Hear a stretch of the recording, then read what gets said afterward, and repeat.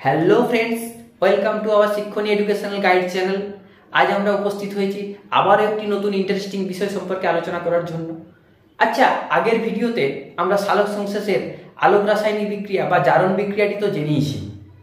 আজ আমরা আলোচনা করব সালোক সংশ্লেষের অন্ধকার দশা অর্থাৎ ব্ল্যাকম্যান বিক্রিয়া বা কেলভিন চক্র সম্পর্কে। তাহলে আসুন আর দেরি না করে শুরু করা যাক আজকের এই অন্ধকার দশা বা ডার্ক রিঅ্যাকশন সম্পর্কে।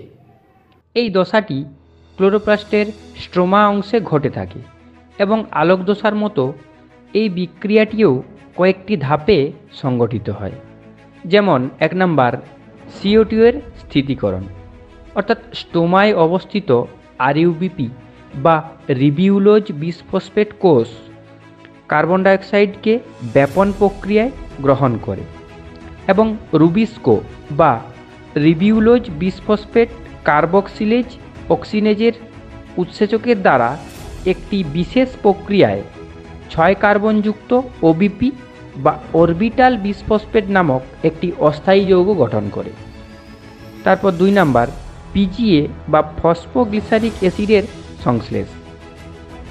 ওই উৎপন্ন OBP দ্রুত ভেঙে গিয়ে দুটি 3 কার্বনযুক্ত PGA অর্থাৎ ফসফোগ্লিসারিক অ্যাসিড উৎপন্ন করে।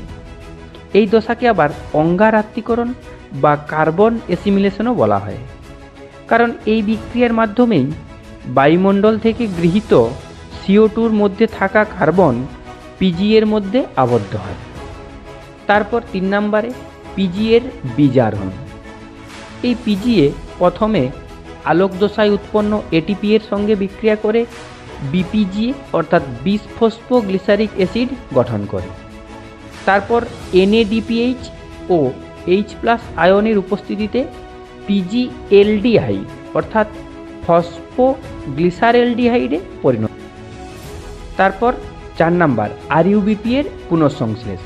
আমরা আগের ধাপে দেখলাম প্রায় 12 অণু 3 কার্বনযুক্ত PGLD উৎপন্ন হয়েছে।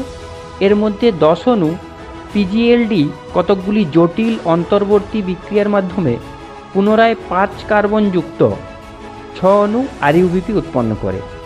এভাবেই RUBP এর পুনঃসংশ্লেষ ঘটে। তারপর অবশেষে অন্তিম বিক্রিয়া অর্থাৎ 5 নম্বরে গ্লুকোজ সংশ্লেষণ।